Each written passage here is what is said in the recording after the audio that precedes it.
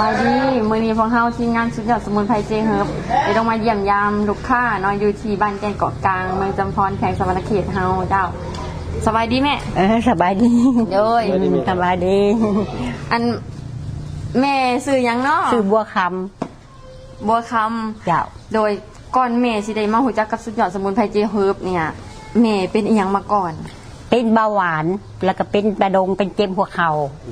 นี่เป็นเจ็บหัวเข่าเบื้องเดียวนี่มันไข่เขาโทษน้ำเด้อะไรว่าจำเป็นบ่ได้เด้เบื้องหัวไข่นี่เด้ฮะไข่อะไรมันไข่มันไข่กว่านี้อีบ่ตะกี้แม่แหละมันไข่กว่านี้นี่มันแวบแล้วแบบบัดเวลาเขาย่างเนี้ยนี่มันกันกระลึกกะคืออันแบบว่าหลุดมืดสเตอร์เด้แบบว่าแบบฮะเด้นั่นแหละมันกระลึกกะเดียวนี่ฮะมันลุยน้ำขามากินตัวนี้แหละมันกระยุดดังโดยมันเถื่อคือสิแมนตัวนั้นที่เขาไปรอเลี้ยงเขาบ่มีน้ำมันถึงน้ำรอเลี้ยงแม่นใครขอ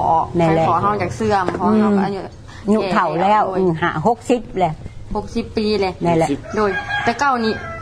ย่างบ่ได้บ่คือได้มีไม้คันเฒ่าบ่ย่างบ่ได้มีแต่ลูกโจมอันนี้คือเป็นโต๊ะที่พาย่างแม่แหละขับบ่มีมันนี่ก็ย่างบ่ได้บ่ได้เดี๋ยวนี้ได้สักครึ่ง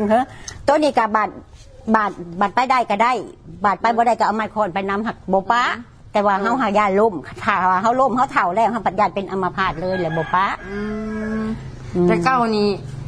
ย่างกะกึกแม่แหละคอยไปหอยมันก็ยกกระปอกอะไรแบบว่าคอยลูกคอยค้านไปน้ำอันนั้นนี่แหละเดี๋ยวนี้คือเมื่อนี้บ่ใส่แน่บ่ใส่แน่แบบว่าเอาไปอันดับตัวคือเก้าที่เอาไปครึ่งซื้อแบบว่าเอาไปสกัวเมียแม่สกัวเมียแม่กินมาเบิดจักกล่องเลย3 กล่องนี่กล่องที่4พอกินแพง1หรือ2แพงกล่อง1นี่บ่มีอาการแบบว่าเจ็บบ่กล่องที่2มันยังหัวเจ็บปั่นเขาจนน้ำตาอยากออกนี่แหละกูจะว่ายากินแค่ดอกบังว่าโอ๊ยบัดพังไปพังมาพังอยู่ที่อยู่คู่มือเพราะว่าโอ๊ยพอเจ็บก็ได้ไปแห่งกินกูก็สิกินอีกดอกว่ะบไดปะอีกเลยว่ะกินมาเลยกล่องที่3เลยเนาะแม่แหละกล่องที่3ยัง3แผงถือว่าดีอยู่บ่แม่ถือว่าก็ว่า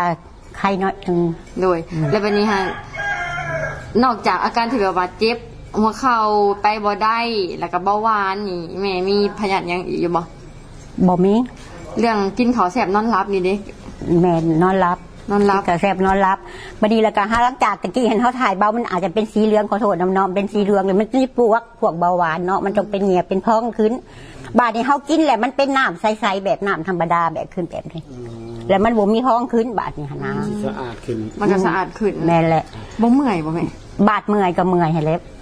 เป็นเบาหวานมีส่วนร้ายนี่ตอนที่ลูกค้าแต่ละคนนี่เขาไปสัมผัสมานี่โอ้เมื่อยได้เมื่อยให้แล้วบาดมันเมื่อยมื้อวานนี่ก็เมื่อย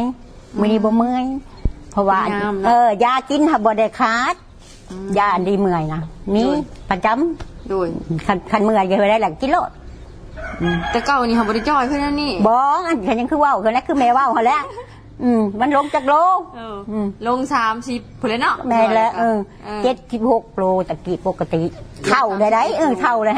ยัง76โลอยู่เคยได้มันหักกับมาลงหักกับมาหุ่นดี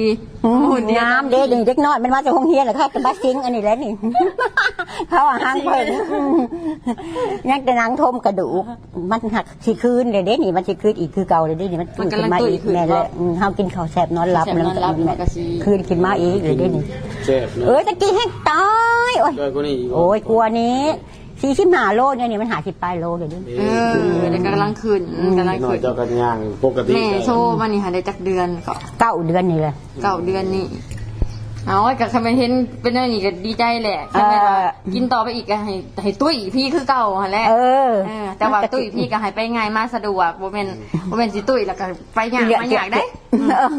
เดี๋ยวนี้แม่กินเนี่ยมื้อละจักเม็ดกินมื้อละ20 เม็ดแรงเม็ดเนี่ยรุดลงมันหลายกลับเลยเนาะ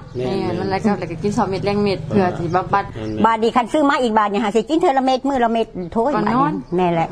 ก่อนนอนกินมื้อละเม็ดแม่ไปกินก่อนนอนก็ได้หรือว่าตื่นเช้ามาเลยบ่ทันได้กินข้าวยังตื่นมาแล้วกินโลดเอาน้ำไปเตรียมไว้โลด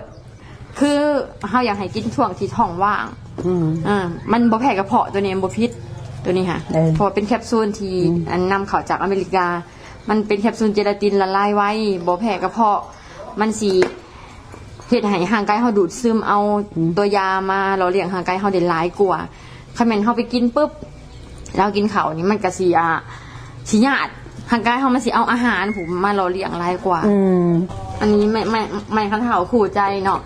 แต่ก่อนนี้เพิ่นก็ใส่ประจำบ่เดี๋ยวนี้มันบ่ได้ใส่แล้วมีแต่ถือไปกันไว้เนาะกันยันลม บ้านจำก็จำได้เว้าได้เอาก็มีแต่สิรบกวนแม่ซำนี้เนาะ แม่ ก็ให้สว่างให้เศร้าได้บัดนี้ให้ดีกว่าเก่าให้ตุ้ยพี่คือเก่า สาธุ บัดนี้บ่ให้ใส่แม่ตะเท่า ปล่อยใส่ไปให้เฒ่าไปเองได้บัดนี้ แต่วันสิเป็นเด้อวันนี้เด้อวัน